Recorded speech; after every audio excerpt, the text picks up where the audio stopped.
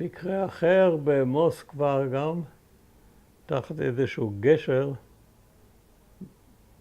ברחוב, אחת הרחובות הראשיים, יושבת חבורה של צוענים, או שנגד רומא, אבל לדעתי בעברית צוענים זו מילה בהחלט הגונה. כמו כושים, לא הבנתי אף פעם מדוע אסור להגיד כושים. וזה צועני במוסקבה, זה המקצוע. אתה אישה, בדרך כלל אישה עם איזה 10 ילדים, והם היו מתנפלים על תיירים, כל 10 ילדים האלה, מושכים להם בבגדים, דורשים וכו'.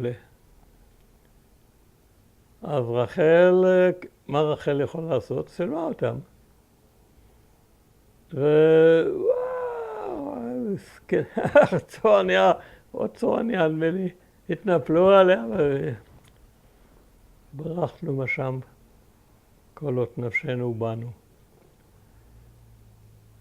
וכמובן דיברתי עם סופרים, פוליטיקאים, הייתי בקרמלין, דיברתי עם מזכירו של ילצין, ילצין היה אז בשלטון.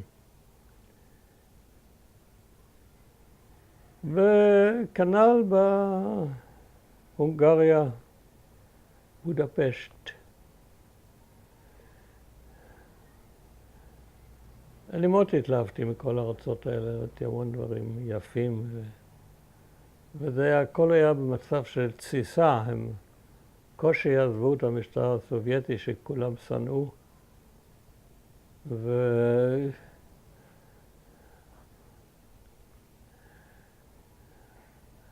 איפה זה היה? בודפשט או פראג, אני תמיד מחליף ביניהם שזה שתי, למרות שזה שני עמים לגמרי שונים, שתי הערים האלה מאוד דומות.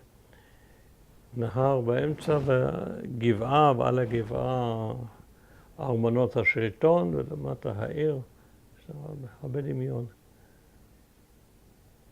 ובאחד מהם בצ'כיה, צ'כיה ידועה בתור, הצ'כים ידועים בתור עם מאוד מתון, ומאוד לא אוהב להסתכן, זהיר כזה.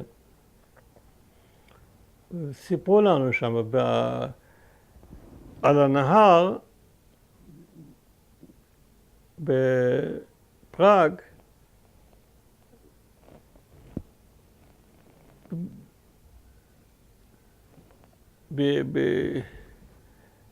במורד של הגבעה,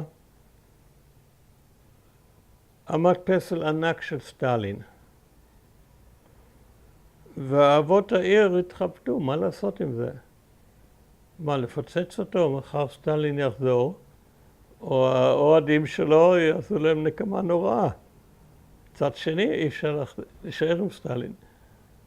אז הם החליטו לצבוע אותו בשחור ולהגיד שזה לומומבה.